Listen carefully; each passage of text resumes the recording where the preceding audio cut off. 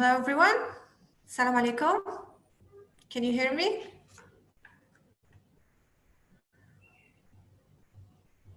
Hello? Okay, good. So welcome.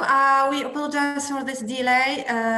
We were experiencing some internet issues, and so far we will start via Zoom, and then we will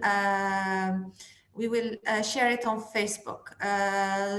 So welcome to our attendees. Welcome, Mrs. Ghizlane Zouai. Thank you for joining us. This is our fourth IRACADEMY webinar. It is about foundations for online teaching. IRACADEMY is a department of the Higher Institute of Sciences, a private university based in Burj Al Kifan in Algiers. We have 10 years of experience in teaching English, mainly in international exams preparation and also in studying abroad services. I think without I should give the floor right now to Mrs. Ghizlane Zouai. Ghizlane, can you hear me? Are you here? Unmute. Yes. Hi. Hi. So thank you, Ghizlane, for accepting our invitation. Actually, we have a very special guest today, a very special person as well. Please benefit of her like the maximum. Give us all your questions related to education and teaching, and I believe that she will be answering that happily. So welcome, Ghizlane, and you have the floor. Thank you. So first of all, welcome everybody, and happy Muharram. And I think Muharram is for this internet issue. That's why. So what I will do to start with is I'm going to share my screen, and I'm going to share my presentation. And if everybody is happy, we just start. So today we will be talking about online teaching and the foundations, the basics, what you need to know. It will be a semi-interactive workshop where we would be asking you, because I just saw that, the number of attendees is 18 right now. And I think it would be worth to talk with you guys. So what we are going to do is we're aiming to introduce and explain distance education methods. What are the methods used in distance education or online education? And then we would explore, or I'm going to share best practices from an Algerian context.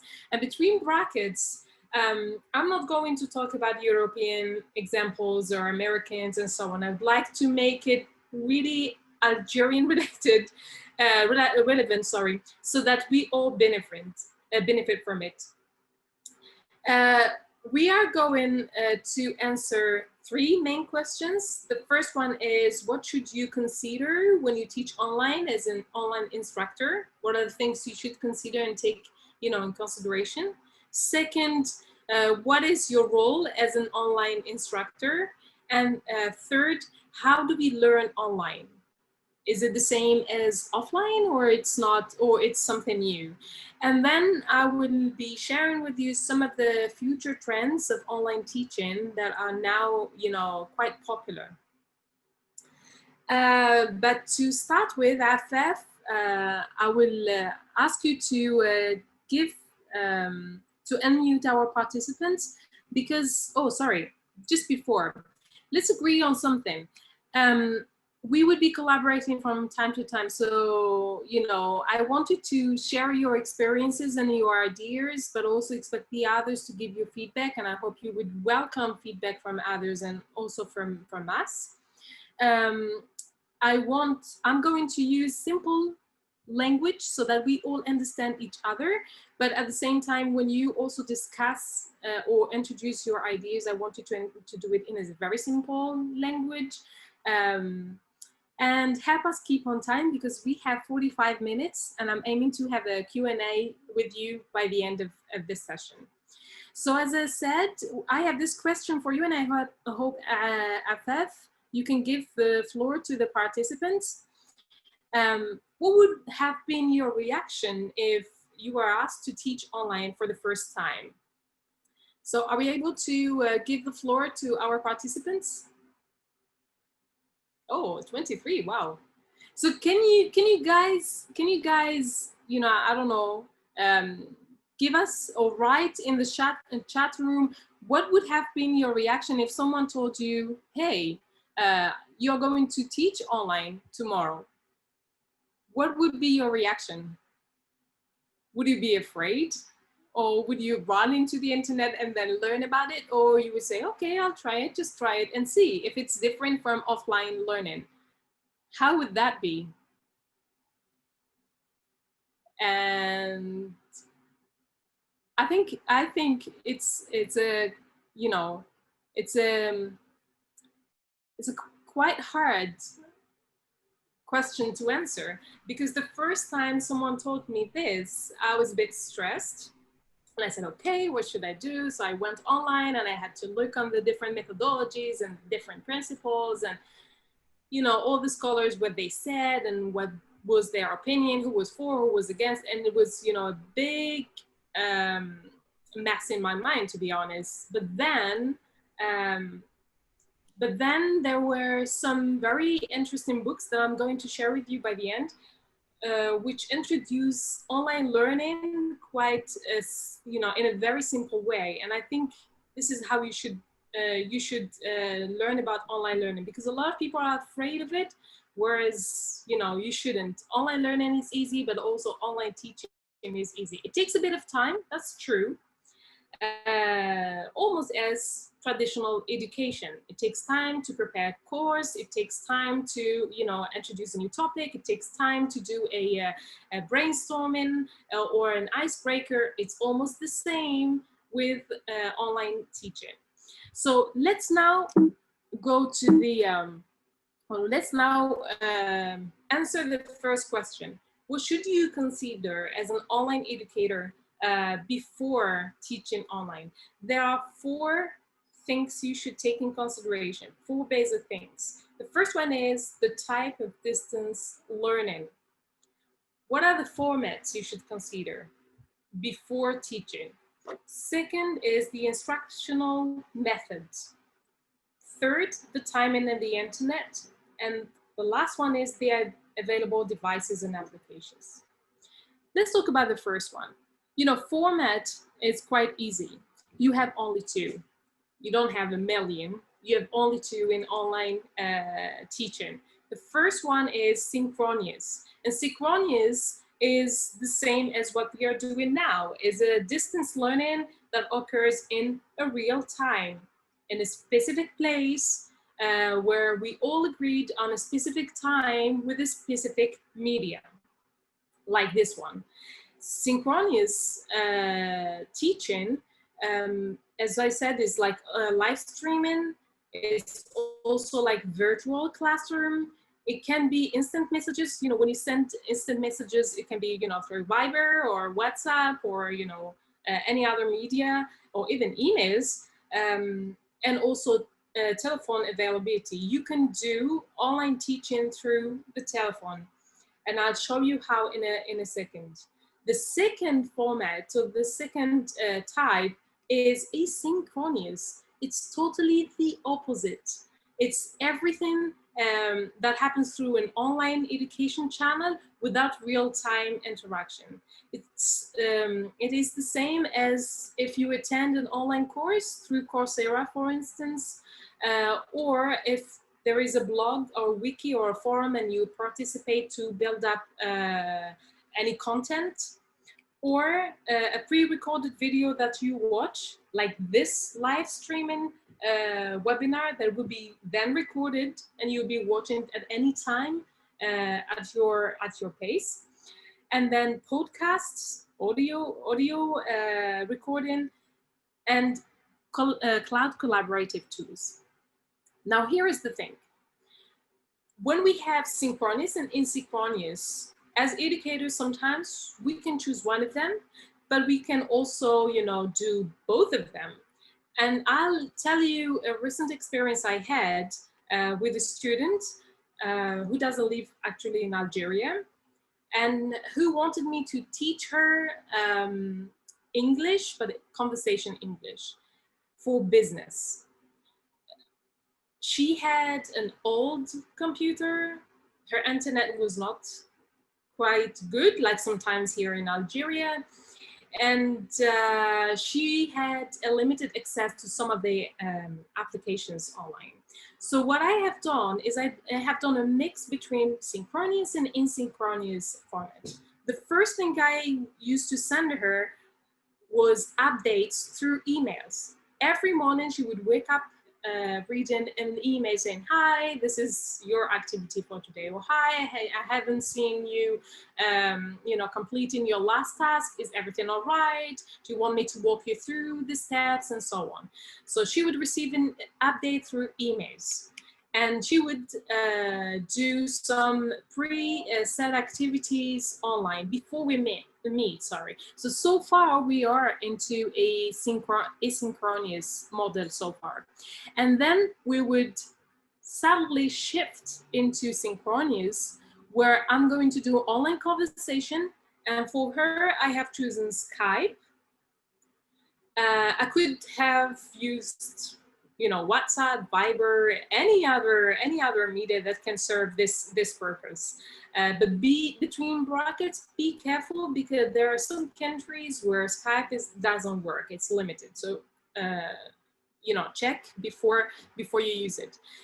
And we sometimes during the course, or during the conversation session, when I would see that there was a misunderstanding during the pre-set activity, or I wanted to learn or to practice some of the vocabulary, like phrasal verbs for business, I would use PowerPoint to do some fun activities with her.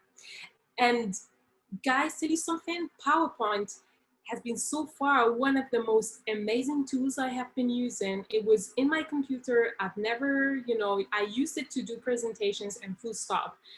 But recently I've been designing games, even characters. I've been doing even films where she could, you know, she could answer some questions while watching. It has been a great tool. So just to tell you that sometimes between these two formats, you can mix between them, or you can choose only one. Now we know that in online learning, we have two formats, synchronous, asynchronous. Great. Now, what are the instructional methods? How can I do it? And I mean, to this point, this is the most difficult point I can answer. So far, many researchers and scholars were a bit, you know, fighting with each other, I would say, because some of them would say, hey, let's keep the traditional instructional methods that we have, and we just introduce them online. Others were saying, no, okay, let's bring innovative methods, and, you know, we use them.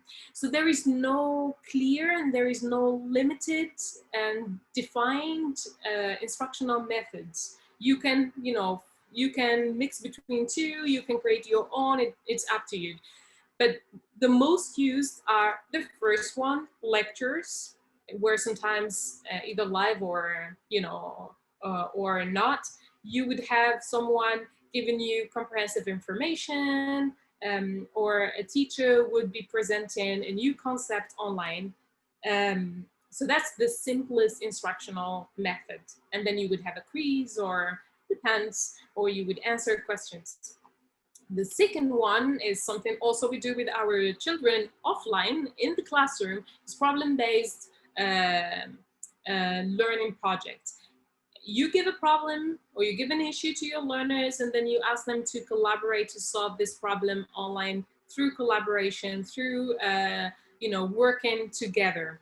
It can be a case study, it can be, it all depends, you know, they're open-ended issues you can answer to this. So these are the most, I would say, classical, traditional ways we can do. We can instruct online. There are two others. Adapted method is something that I have done also with my students. You know, the person I talked about earlier, she has limited access to internet. She has limited resources, and she wanted to learn English but practice her conversation. Great. So my aim is to tailor her everything to her needs, so that I meet her needs with her own media. And at the end, or by the end, we have this games. And guys, games now are quite trendy. This is something you would hear about in the near future, but also for a long time. Games are now changing tremendously the way we learn online. And I would talk about this in a few seconds. Great. Now, what should you consider also as an online educator? Yeah, Ghizlane, sorry to interrupt, but if you want them like to ask questions, like we can give them, allow them to talk. Yeah. Oh, yes, yes, yes. So, do you have questions? Are there questions? Ataf? Okay. I don't know. Are there questions? So far, so good. Actually, Thanks. Yeah. Great. Okay, so you can carry on. Someone said Miriam Termul. She said, and I think I know this name. Could you please share with us some interactive games we can use while teaching? Of course, yes. So interactive games. Okay, I'll keep this question by the end. Is that possible, Miriam? If you don't mind, and I'll share with you where you can find. Thanks. Thank you for being, responsive. Great. So far, so good. Thank you, Abdelraouf, for my neba. Wow, I bet it's as hot as here. So, time and the internet. For the Algerians, you need to consider time and the internet. What I have noticed is morning sessions, you have a better network and less tech issues. Evening sessions, good network, not bad, but you have to make sure that all your learners have the equal internet access. Unfortunately, in some areas, you may have an excellent internet penetration in the city center, but not that great in mountains or next to the sea and so on. So you need to take in consideration this. The internet penetration in your region or in the country you are teaching, you will be teaching this learner, and the timing. And through experience, morning sessions are the best. Because as you could see, today is Muharram, and because everybody is connected, it's the corona virus, it's the pandemic. We have a curfew in a few hours, so everybody is at home. And this is also to consider. And between brackets, as I was saying earlier, if you're teaching someone, for example, from China, you need also to consider the applications they use and the time. Because, for example, in China, they don't use Skype, they don't have Facebook, and so on. So you need to upload their own apps. And in the Middle East also, they don't have access in some of these applications. So timing is important, and the internet penetration is also important. And by far, I know that the internet penetration in Algeria is 43% in whole Algeria. This gives you an idea of how internet accessibility through the country is. So this is why sometimes your tools should be really simple, and you use the means that you have. The last thing you should consider is available devices. And here, I'm not going to lie. You need to keep it simple. Use what you know. I know during the example I gave you, when I used, mix between Skype and PowerPoint and so on, that was because Zoom was quite popular. It was during the pandemic. And then at that time, Zoom has restricted the number of hours and the number of attendees. So it was quite hard to use it. And also for this learner, she didn't have access to it. So I said, okay, let's use something that I'm used to it, and she is also used to it. And I wanted to share with you this tool, OneNote. It's part of the Microsoft Office pack. OneNote, guys, is a huge tool. You can create your lessons, you can invite your learners, you can take captures and then give instructions to your learners to follow. You can do wherever you want. It's one of the most exceptional tools I've been using recently, and it gives you so many options. So many options you can't imagine. I mean, almost like PowerPoint. The second thing you should also consider about the available resources is just use what is online. Don't create things from scratch. It takes time. It takes of your time as a teacher, and sometimes there are plenty of things that are accessible online.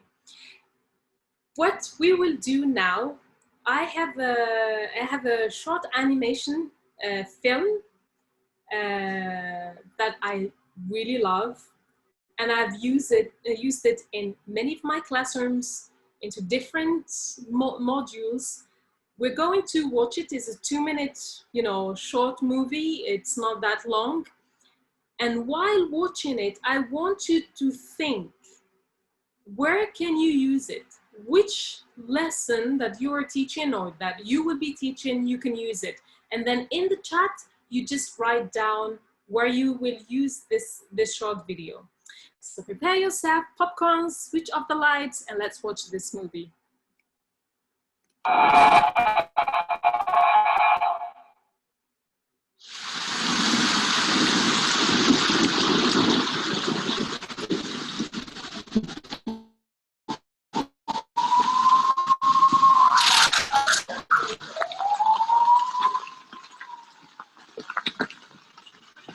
Taxi!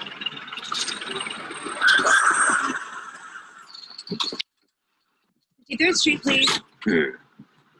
You got any luggage? No. Good. Trunk is full. Nice weather today, huh? Pretty cold. It is colder than the steel of a knife.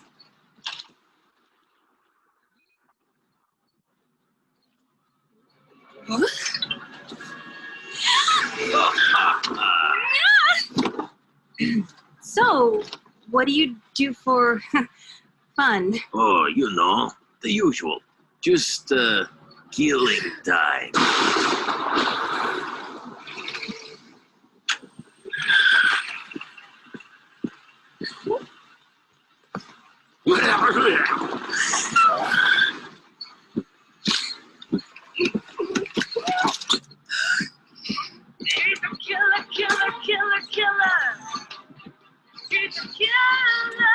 The killing. Stop. Boys love this song. Number one. Stop. Kill.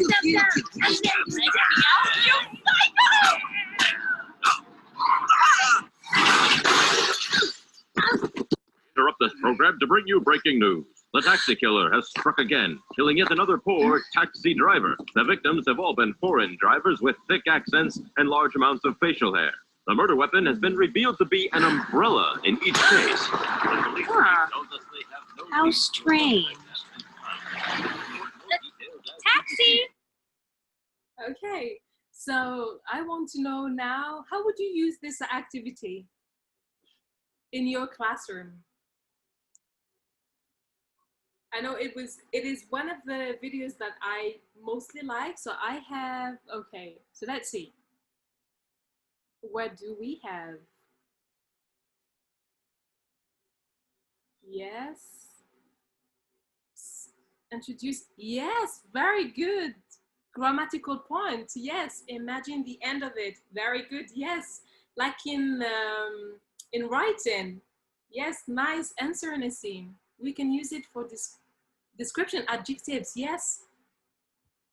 And see all what, I mean, I have Yassine and Nassim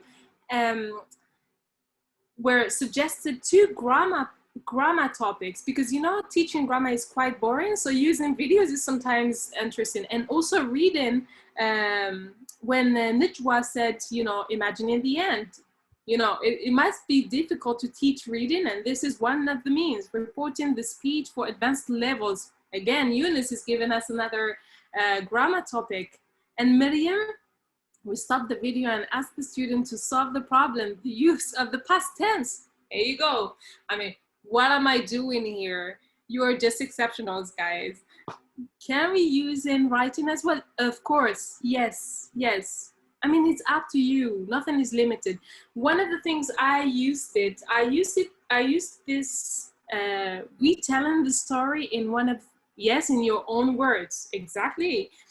I used it to teach present continuous, you know, dynamic verbs, changing the end of the story. Yes, why not? And I also used it to marketing with business people. So see, you can use it.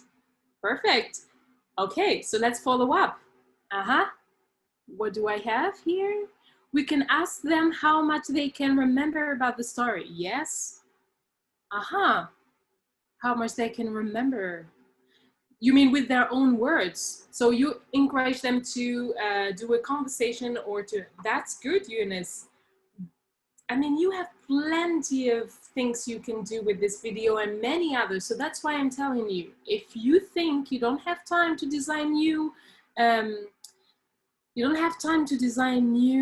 materials, just use the internet. There are plenty of things you can do online. Acting and drama, of course. And you know, with acting online, it can be if they film themselves. Yes, why not?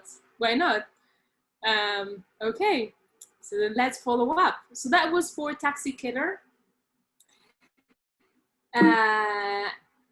And the last point is mobile-friendly tools. Remember, most of our students use mobile phones, most of them.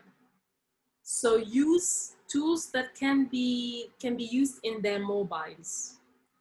This would make things easier for you and for them. You know, 51% of Algerians have mobile phones, and 92% by July 22, this means last month, do use Android, which means every one of us. So use it. You have plenty of applications on Android, and you would know that you will reach your learners. So just use it. Great. So that was what you should consider. Now, what is your role as an educator? What do you think is your role? You know, as usual, you're the person who would run the class, design instructions, do the lesson, you know, try to make them a bit curious and create, you know, motivate them. And so you do the same online. And maybe if we have time in the future, I would do another webinar about how to design a course online, because in its own, I mean, how to do it, is a chapter in its own. So online, you have the same role as offline. However, what you need to endorse as a teacher or an online instructor is you need to bridge between the learners and you, and learners and themselves. So you have a social role. If you want them to collaborate online, you need to work so that they communicate with each other online and they collaborate with each other online, so that you will have a product by the end. And if you want them to communicate also with you without having this barrier, you also need to build this relationship online. Sometimes for some people it's quite hard, but you know, many others would say, you know, it's much more easier to send an email to my teacher and say, hey, I have this and this problem, rather than in real time. And the last one is technical role. You are the person to offer as much support as you can online. If someone cannot access a course, you are to say, okay, here are the steps. Or if you send an online course to someone and they don't know how to use the app, or they don't know how to use the media resources you send, you just send them an email explaining, this is how you do it, this is where you log in, this is what you should find, and so on and so forth. So you are the technical, the IT sometimes guy who would say, okay, there's no problem, I'll solve the problem. So these are your roles online. I think our teachers in Algeria, because lucky enough, I have trained many and I know many. I know for this first role is they are great. The second role, I mean, we are sociable by nature, we are Algerians. For the technical role, some of us sometimes need to master a tool. That's why I was saying use a tool you know. Because if you know the tool, you know how to solve, you know how to find the solution if there is any technical issue. Great. Now, how do we learn online? This is a great question. You know, when you deal with online teaching, you need to ask yourself a lot of questions, and one of them is how do I learn online? Am I a self-starter? Do I get motivated on my own? Am I a self-disciplined person who can go online and respect the schedule and learn on my own without having someone telling me, yes, you need to go, you need to learn, and so on? Or am I a social butterfly who likes to collaborate online and likes to socialize and work with others to learn online? And how would my learning online be? How should my experience be? Should it be I come, I see a video, answer a quiz and then go? Or should it be, you know, experiencing a special game and doing hands-on activities online so I learn? So what type of experience are you looking for online? And the last one is, would the current pandemic, would COVID-19 impact your future online learning? And definitely yes. Now, I mean, online learning was less popular in 2017 because there was this big dilemma where a lot of researchers were saying, oh, we shouldn't count the number of registered people in an online course, but we should count the number of people who completed the course. So in 2017, online learning was less popular, but because of the pandemic, now a lot of people are online doing a lot of courses, and then new methods are emerging. So the current pandemic will help shape the future of online teaching and online learning. Great. So how do adults learn and how do young learners learn online? For adults, it's the same as offline. They need to know the why. They need to know why are we doing this session, the objective. They need an explanation so that they relate it to themselves and get motivated. If you don't give them any explanation, they may say, oh, it doesn't, you know, it's not relevant to me. Why should I do it? And relevance is also something connected to them, because if it's relevant to them, it is related to their real life and then important to learn. If it's not, then why should they learn it? They need to be actively involved. Don't expect adult learners to sit and watch and do quizzes and that's all. They generally want to do activities, do case studies, do problem solving activities. They don't want to sit and watch, because this is not how they see learning, because this is what they experienced offline in a classroom, and when they go online, they're expecting something much more, I would say, much more dynamic. Expect them also to use their experience, and as an online teacher, this is, you know, this is like a blessing, because if you do any lesson, if you have a conversation with them or a debate and so on, this, you know, it can help you shape the debate, it can help you shape also activities and so on. So don't neglect this point. Their experience sometimes is crucial to shape a lesson. and ownership. Generally, adults don't like, they're as stubborn as teenagers. They don't like you to tell them, hey, you should do this lesson now, or they don't like to have someone behind them, you know, pointing into what they should do.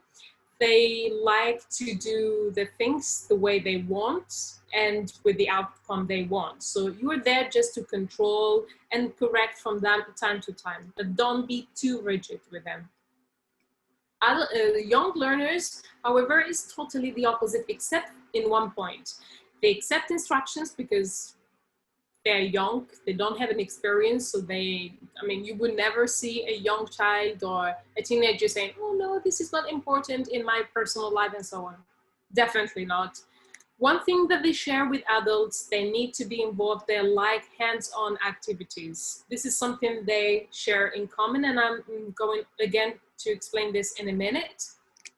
And memorizing for them is the opposite of the experience. They don't have an experience to share, and don't expect them to have a conversation for more than 15 minutes or less. So they're more there to memorize new concepts and new facts and new experiences. And this is where they learn them.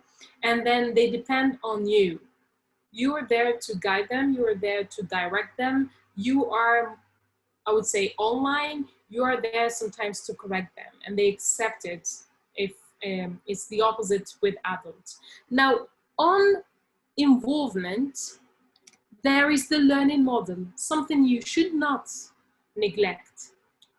10% is formal learning, 20% social learning, but 70% is experiential learning. And this is why games or gaming now is introduced into online teaching. And this is why gaming is so popular now, because you experience a situation. You don't sit and learn. You just do the game. Now let's see if, I have 2 games in a few seconds, and I see if they work, so that you see what I mean.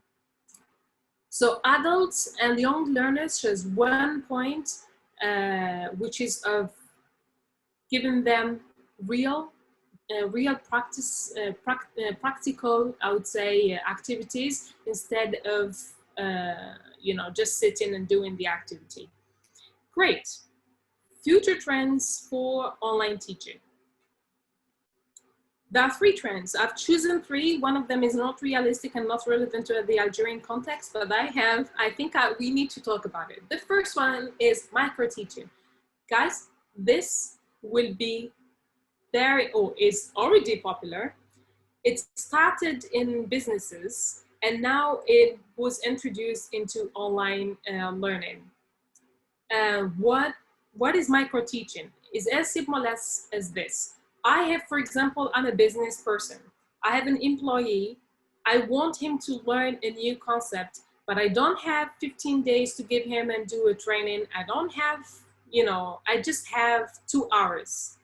Micro teaching is some activities, or sometimes a game, where this employee would do it in 10 to 20 minutes and then learn about this concept.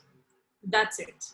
You gain time, you gain money, and you would be more, you gain more information about the topic.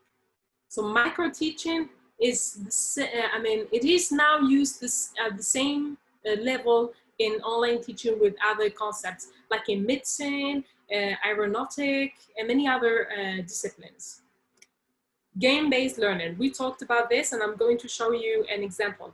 And in game-based, apart from having games, design games on PowerPoint and so on, there is now something called immersive games. This means a game where you put your handset, you follow as if you are the person, you are asked to be, for example, you are a teacher, you would like to learn about motivation. So you have a game where you enter as a teacher, and you will have some activities, some games where it will be challenges, and you do them. By the end, they give you your score and say, hey, as a teacher, this would be your score in real life. And then you would learn about what are the things you should correct from your side and what are the things you should learn and henceforward.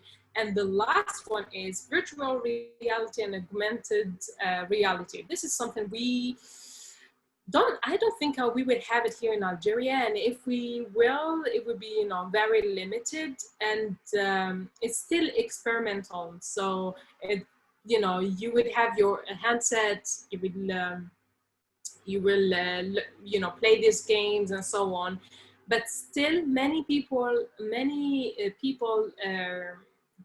you know, young learners like it, but adults don't, and there is a lot of research on this topic. So it's still fresh because of IE, and so on. So don't bother yourself with the last one, but I thought it was worth mentioning this if it happens that you meet with the words VR and AR. Oh, so let's see an immersive game, all right? So this is, the game is called Spent. This game was designed so that many American people would understand the problem of saving money and would understand also the problem of poverty there, so they can donate. You know, to the poor. So it's very easy. You enter, and I remember when I played it, it had the real impact because of the sound and so on. So I would accept the challenges. Okay, find a job or exit, find a job. So I have $1,000. Yay, I think I'm rich, but I'm not. You're running out of money fast. It's time to get a job. Any job here is what's available. Choose one. So what do I have? Second shift, looking for a dependent, punctual, No, I don't want to do this. 9 hours, no. And office hour. Okay, let's choose this one. Hope you make your hours, your monthly, blah, blah, blah. Continue.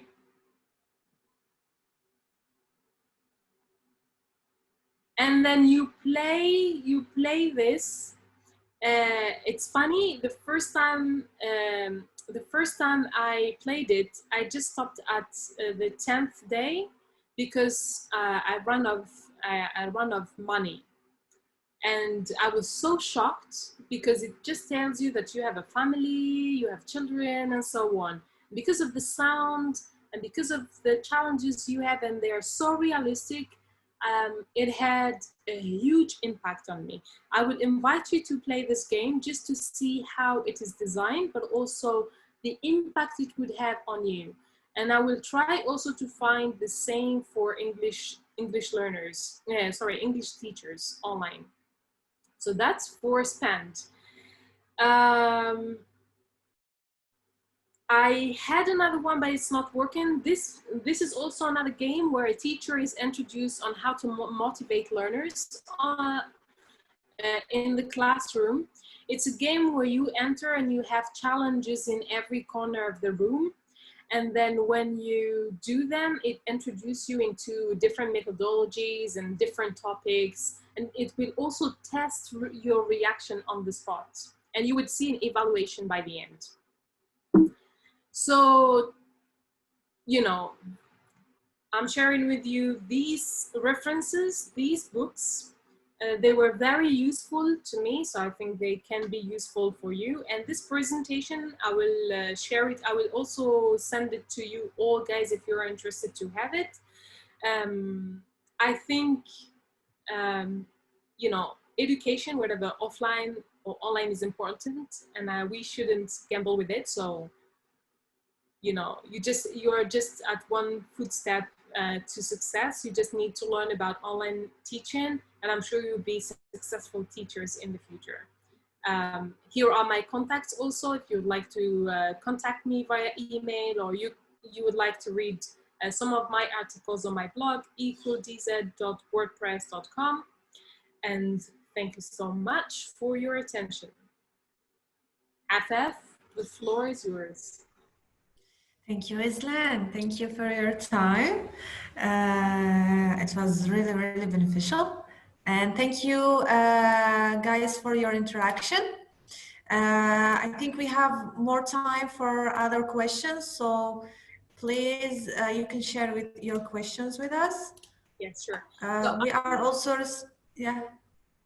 Sorry, I thought that I have Miriam's question, but also some notes, and we would, if you like, we can answer Miriam while we will be receiving other questions. Yes, okay. Just for, she said, could you please share with us some interactive games we can use while teaching online?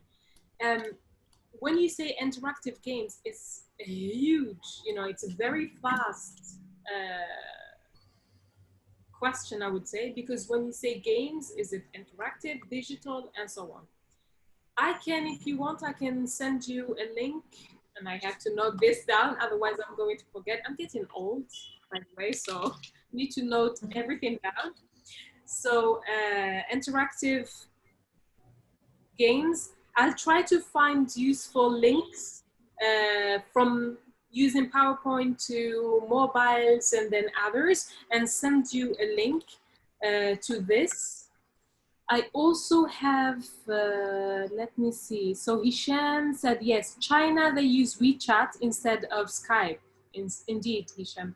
Kamal Othmani talking about weather.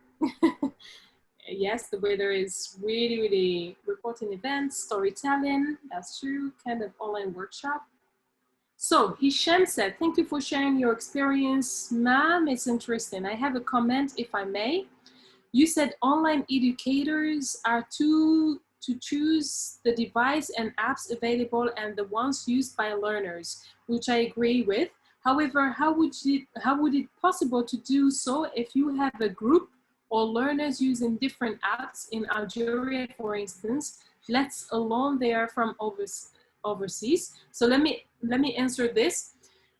If you have a group of learners and they have many applications, just agree on one, that's all, or two. But between brackets, don't use, I know Algerian learners, they would all tell you Facebook. Don't teach on Facebook. It's not useful and not constructive. So, I mean, don't go to Facebook and teach there. Choose apps that are where there is less distraction, because on Facebook they'll be distracted with their friends' emails, messages, and the news feed and so on. And then you said, Hisham, do you think that sometimes online educators may choose instead of should? What do you mean? I didn't get this question. Times online educators may choose instead of. Yes, of course. If you're referring back to the tools, of course, you're the educator. You can choose. You can play. You can be the dragon teacher and say, "I'm imposing this on you." So yes, definitely. If you think that the online learners would lead you towards something where you're not comfortable with, so you can, in a very soft way, say, hey, how about this tool? We can do this and this and this, and you know, and then you lead them toward this tool. But yes, you have the control afterwards. I mean, an online educator is not just there to guide, but can also sometimes impose ideas. So Kamal Othmani said, besides Zoom, what platform or applications you have used and you find useful for online teaching? Honestly, they're Blackboard. Blackboard is just a great tool. The thing with Blackboard is you need to pay. And you know, we Algerians, we don't like to pay. So that's why sometimes we tend to look for other resources. Like Zoom, we have Big Blue. Oh, I just forgot the platform. There is a platform called Big Blue. It's 3 B's. So it's almost like Zoom, but you know, it's the same. But honestly, Blackboard is a great tool. If you have the means to offer to pay it, just go for it. Alors, Miriam, can we have the links to the Earth Core? Motivation is, yes, spent. If you go on Google and write spent game, it will be the first. And motivation, yes, how to motivate online, yes. Online. Yes, I can send you this there, and you can find it into the books. You know, the books, the references, you can find, you know, a lot of answers there. Hisham, wow, Abdul Luafi, these are essays, these are not questions. There are two types of online educators, self-employed freelancers or employed by others, okay? As online educator in Algeria, I think it would be it would be amazing if we can get in touch with companies which provide online courses. Yes, I mean, get in touch with HR. HR people sometimes look for online teachers because now they're all shifting to the online teaching. I believe companies may create platforms for e-learning. We may no longer be worried about which device to use or fit because platforms may contain tools to teach easily, ready-made, instead of using multiple devices, Allah knows how many. Sometimes it's hard to cope with everything, yes. But you know, even with online platforms, you'll be designing the course. So you'll be choosing which app to use, which activity. And I'll be shifting into the second chat room in a few seconds. I'll end up with this. Thank you, Mariam. Do you think that teaching online is successful in Algeria? Wow, what a question. Well, it depends. If you're in a town where you have nothing, yes, because I've seen a lot of people learning online. You know, I've seen people learning English online or many other things online. But if you live, for example, in Algiers and you have everything next door, it may be not successful. So it depends on your environment. Hisham, when it comes paid apps, yes. Wallah, we will pay. Well, I hope. Okay. Ismahan, oh, what a nice name. Could you provide us with the link of teaching games online? Yes, I will send you this, no problem. Galaxy A5, which program you are using, please? Can you send us the document? What do you mean by program?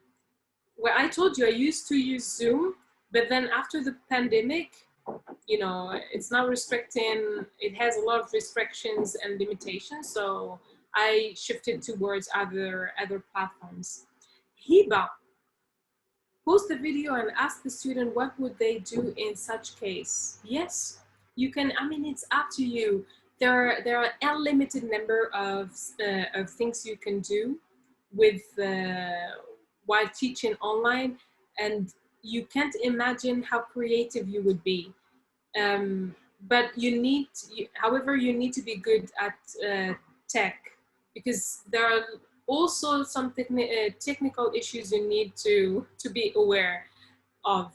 Okay, so now let me answer. So Eunice, you asking about the presentation, was it?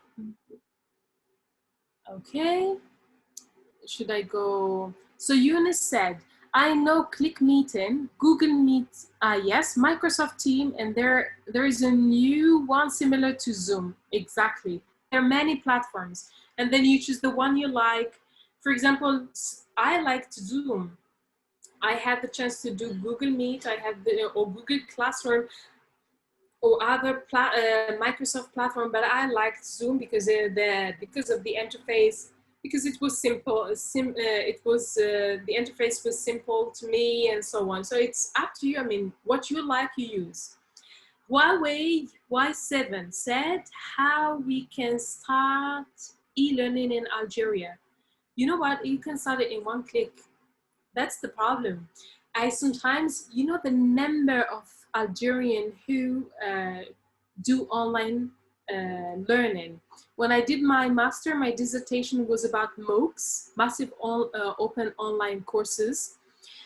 And in learning English online, Algerians topped the list of Middle East and North Africa learners. They were #1 people learning English online. So we can do it in a click. It's just a matter of designing it online and how we do it in an interactive way. That's all. Abdallah-Ouf, they are the most common online teaching platforms nowadays. Yes, referring to Zoom. Yasin Harouni, teaching online is very effective because it can take place anywhere and it makes learners more comfortable. Yes, the only problem is that the quality of the internet and the material we use. I mean, I would say the quality of the internet. Honestly, avoid like Muharram or Mulud and so on. It would be a nightmare. And avoid evenings. Like during the pandemic, doing an online course, I don't know, 10 p.m. would be something just crazy because you would meet with a lot of technical issues. So as I told you, I mean, favor morning sessions. He might be speaking about the presentation. Was it made by PowerPoint? What do you mean by my presentation? If you're talking about my presentation, yes, it was made by PowerPoint. Whiteboard remembered me of white chalk. Okay, that's great. Najwa, what do you mean? How to keep student motivated? You know, on motivating Zwina, very nice name. On motivating learners online, if you agree, Afaf, we can do a session because when you design your course, you know, it's really a chapter. With and I think I had it here. If you, let's consider both the adults and young learners online. How to motivate them is very easy. You need to engage them. You need always to be there and talk with them, and they need to understand that you are there, either with live streaming or in an online course. You need also to design interactive activities. This means activities where they would have fun, but also collaborate with others, and activities that relates to them. If, for example, you're teachers and today I would do, I don't know, I would introduce you to an activity about a medical topic, you would say, what? What's the point? I mean, it's not relevant to me, to my context, to my real life. So why would I learn it? So it needs to be relevant to them. I mean, in a nutshell, this is what I can answer about motivating learners online. So if I may interrupt, Ghizlane, the topic is about designing a class online, right? Yes, how to design a lesson online for online teaching. Okay. And I think I will end up with Abdallah-Ouf. For my fellow teachers, I suggest that you use Class Dojo, okay, as a start to motivate their students into online education. Yes, it can be, I don't know it, but see, I just came to learn about it. What is Class Dojo? Can you tell us more, Abdallah-Ouf? Thank you, Zwina, thanks to you. So, Louisa. Okay, just to answer a few, Kamal Uthmani said, Dropbox is very good tool that can be used for online projects. Indeed, yes, Dropbox, G Drive, you name it. All these cloud storing tools. Louisa Larbi, you motivated me to maybe help people to learn chemistry and physics. Yes, by online learning. By the way, happy to be with you. Yes, let's be happy. It's Muharram, by the way. I mean, we need to be happy. Let's start the year with a smile. And Najwa, she said traditional versus modern. What do you mean, Najwa? Najwa, can you explain? What do you mean by traditional, modern? Okay. Online teaching for 2-class students, very tactic. Students don't pay attention. Yes. Very good point, Hiba. Very well stated. Online teaching for 2-class students is very tactful. Students don't pay attention like they do in school. Yes, attention, how to track their attention is, you know, quite huge. I am currently teaching this student who is a non-Algerian. I'm lucky, she's versatile, she's motivated, she's self-motivated. I'm really lucky, but you know, sometimes to keep her attention is quite challenging. So I have to, sometimes I go and learn about her own country, and then I design things in relation to her own country, or I refer to what they do in her country, so that she would, you know, get back to me. And what's the recommended number of students? Ah, okay. Yunus said, what is the recommended number of students in an online class? I think 10 for me, because in this way you can do a group, and you can group them easily, you can manage them easily. More than 10, 14 max, no more than 14. I would say from 1 to 14. And Abdullah Ouf, he said it's like a social media, but for education. Ah, so he's talking about Class Dojo. He's saying it's like a social media, but for education. You can create classroom and students give them avatars, assign activities and hands over homework, and even add parents to check their kids' progress throughout your evaluation and the pictures and videos you're posting to them. Okay, adding parents, that's serious. That's a good tool. This is something I need to have. There's also, yeah, Edmodo. You have Edmodo, yes, sir, but you also have Moodle. I can tell you there is a sea of tools there. So, I mean, you can get lost. So yes, all in all, this is, I hope you had a, you know, you had an idea about how to teach online, what is available for you. And I hope you had a bit of fun, although it was not that interactive sometimes. So amazing. So yes, please do share, because we are among teachers. We are, and it's just great to share the tools you know. And I know that it's a pity teachers in Algeria, they don't have, you know, a platform to share what they know and so on. So if there is, you know, an entrepreneur among us, this would be something to develop. So like Abdulraouf, he just shared Class Dojo, but also quizzes and Kahoot, I think. This is how. It's okay. Yes, sir. You can. Yes, sir. You can watch. You can watch. I think this is recorded, and you can watch it later on online. So Afaf, here's another question from feedback. Okay. Despite the lack of means in most Algerian high schools, I need some strategies and techniques to teach English. Okay. What do you mean? Do you mean to use, because here I'm a bit confused. Do you mean you use ICT in your classroom or to teach online? Can you specify, FF? Actually, we received this question on Facebook, but apparently it seems like due to the current situation, due to the materials that we have, and then everything happened on a sudden, like how can they save the situation and carry on with the curriculum? Okay, you know what? It's very easy. And I'm a bit surprised because I know that there are a lot of talented teachers. It doesn't take a lot of time to, you just, for example, remember when I showed you this? Let me share again my screen with you. Let me share it with you. Remember,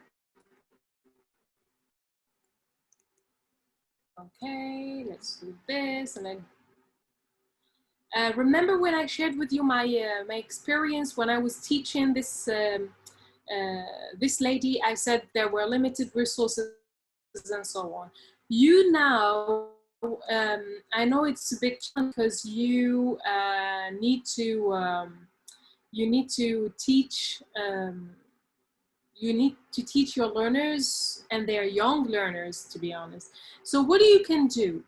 You can send them an email and said, you agree on a time. You say, okay, because they are learners, let's say every Monday morning you had your session. So you say, okay, every Monday from 8 to 10 or 8 to 9, we meet to do this activity. You can design a pre-activity. You can use Google Form. Why not? The most important thing is they do the activity. You can use Google Form. You can ask them to all connect on Skype. If you want to interact with them, you can use Zoom, sorry, for instance. And so this is for classroom. If you want to create a video where you do the lesson and then you host this lesson again, it's easy. You go to Google. In Google Drive, you can upload the video, they can watch it, and then you send an email saying, okay, after watching this video, please do this activities. Click here, and when they click, you just design with Google Form a format like this one, like the one is here, and they do it, and you have their answers. You can ask them to put their names and so on, and you have their answers, and it would be fine. I mean, it's very easy to do it. I don't know why we are a bit hesitant. You should just go for it, but agree with them. Agree on a time and tell them this is where we are going to learn, and use something you are used to.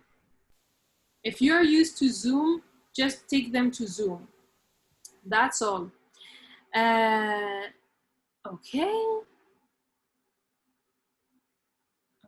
interactive games where you can play online with your student during the lesson. This is for the games. There are games online you can share with your students and they do it, but there are also platforms where you can design your games, and I'm going to share with you the platforms. Let me note this because Miriam also suggested, so I'll send this to Afaf, who would share this into with the same link. Design games. So you design your own games. You can play online with your student during a lesson. No, I said that about Spain. Okay, all right. I think I saw,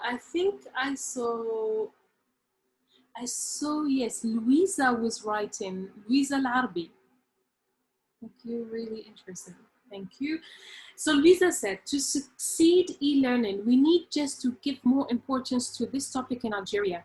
That's the point we need to think about.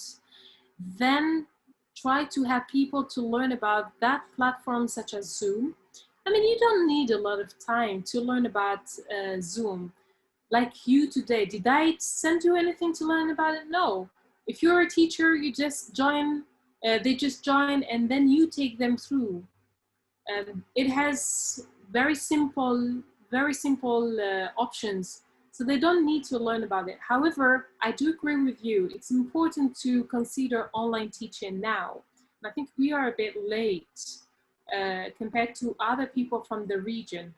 I have written a small, brief article that you can find on my LinkedIn or on my blog about how the other countries coped with COVID-19 and how they adapted the resources to with their learners and to the platforms they have. And then Louisa carries on saying, and how to structure their presentations online. When I was in the Algerian university, we did not use that kind of techniques. But when I started my PhD abroad, I was obliged to learn all of that because it helps me to not lose time and be efficient. And that's true. It saves time actually. If you studied abroad, maybe you've seen how sometimes the teacher just sends the presentation, you just watch it, do it, and when you meet in the class, it's called blended learning. When you meet online, you just discuss. It gives you more time to ask questions and, you know, go in depth into some of the topics. Again, I don't want to do, I don't want to point to this a lot, but yes, unfortunately, we're not using online learning that much in Algeria. And I hope higher education would consider seriously using them in the future. And I think they have started, as far as I have, I know. Jiwa, sorry, I commented by answering your question, Islam. I wanted to say that whiteboard apps remember me white chalk being an old tool for teaching, while what we use today is modern. It's new experience for me personally, imposed by, yes, it's definitely imposed. We don't have a choice, but you know, it happens that it's helpful. It looks like it's helpful. Galaxy A5, which program you are using, please? I think I have answered this. I think okay, I think I have answered all the questions. You know, Hiba just asked this question where we can stay here for hours, saying, what do you think is more effective? Online teaching or regular teaching in schools? What a question. Okay, why do you think sometimes we need to mix between two formats, I would say? In my opinion, because we are Mediterranean, because we are Africans, because we are in North, among the Arabs, the Arab countries and so on, we're so sociable where sometimes we need to have a face-to-face contact with our teacher. So I think the mix between the two is good. And personally, I like to study something online for a very short time. I don't want it to go beyond half an hour. And then I enjoy meeting with my classmate or with my teacher and then discuss it further. I like this type of learning. I think I'm more involved and more motivated when it's like this. When it's online teaching, the topic needs to be, it needs to match my needs. So I get so motivated to do it. But generally, I like the mix between the two. Okay. Thank you so much. So I hope I have answered all the questions. Afaf, now the floor is yours. Thank you, Ghizlane. Thank you so much. It was very interactive, and I believe that there are actually other questions, but most of them are repetitive, like we have answered all of them. But there is like one main question, if you can answer, like it's about the students' emotional, or maybe emotional, how can I say, like how to deal with their it's more like how to deal with them during this pandemic. Like it's more to have to care about their emotional, like their feelings. They don't go to classroom. They are all the time at home. So how mainly to cope with it, maybe to compromise it and to give this more attention while making sure that they are learning and they are carrying on their curriculum. There are two things, when you talked about emotions, there are two ideas that came to my mind. The first one is why online learning was in a way or another effective, because it was tailored to each individual. This means if, for example, I have an online course, I have 10 learners and one of them is not following, so I would send an email, say, hey, for example, Eunice, or hey, Abdurraouf, or Louisa, I saw that you are not there. Is everything all right? And so this person would think, hey, the teacher cares about me. Almost the same as in a traditional, traditional education. So online is important to give each person attention. It's very important. Now, if I may talk now about the current pandemic and what is happening, the coronavirus and so on, I think it's not right to let students not study. I think we should have asked them to keep the same schedule and ask them to join online. I mean, don't ask them, they are already online. They're always spending their time, you know, in their mobile phones. And that's why I said mobile phones are very important in Algeria, because most of youth are there, even business people are there. So I think we shouldn't have, I mean, I think the idea of, you know, stopping everything and not keeping this routine is not good, because now they are used to do absolutely nothing. And I see it with my, you know, member of my family, my nephews and so on. So I think it is easy now online to recreate this routine, as long as the teacher is perseverant, as long as the teacher would be always saying, hey, you're not here, can you come, can you do this, can you do this activity, and so on. And then they get too used to it. Remember the question from the lady, I think it was Louisa, who said, I was not used to online learning, but when I did my PhD abroad, I had to use it. That's what we want our learners to do. They have to use it. They don't have other alternatives. And I think it would be quite, and you see, it would be quite easier for them because they are digital natives, and because sometimes they enjoy doing things online. They don't want to go to the classroom. And at the same time, they will find it more interactive than in the classroom. Because if you ask, let's say I have a class of 13 years old students. And let's say I'm teaching present continuous. And I say, okay, now for tomorrow, I'm going to give you a project. Find anything you like, any video, and I want you to describe the action. It can be someone who is fun about football, would bring a video of a football match and would comment it. And that would be, for me as an educator, this is work, it's relevant to him, and he's practicing English. Then I tick the box. If you know what I mean. Yes, yes, Okay. I get it. Yes. Okay. I hope I have answered your question. Thank you so much, Ghizlane. So I think just to as a conclusion, can you give us like a final word, motivation for teachers, especially that we know that education is a pillar in all societies, and especially in ours, so we really need it. So can you give us a final word? Of course, I really believe in the teachers community in Algeria. I mean, I was lucky enough, as I said at the beginning, I have trained 1,000, I co-trained, not alone, more than 1,700 teachers. And I could see the gist. We have talented teachers in Algeria, very talented teachers. We just need to give them the opportunity. And I think they're able to come out with great ideas and great lessons online. They just need to make the first step.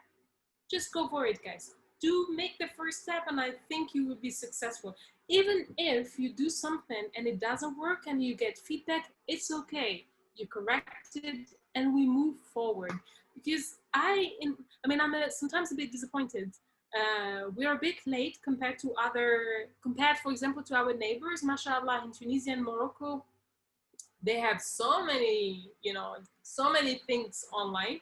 And I think that here it's something we can build up from scratch, but it's something that we can do. We're still not yet late when it comes to technology. So I believe in them, and I believe that we can come up with great ideas. Just go for it, guys. Thank you so much, Ghizlane. Thank you for the motivation. And thanks to our participants on Zoom, also via Facebook. Thank you so much for watching. Thank you for your questions and interaction. So I give you an appointment next week, inshallah, next Thursday, same timing at 6 p.m. for another webinar as well. So we keep in touch. I think we will send you can communicate directly with Mrs. Ghizlane. She already gave you, I think, her email, her LinkedIn account. And if she will share with us any any files, any tools or resources, we will gladly share them with you. So thank you so much for watching. Thank you so much, Ghizlane. So hope to catch up in real life very soon. Thanks. Bye. Thank you.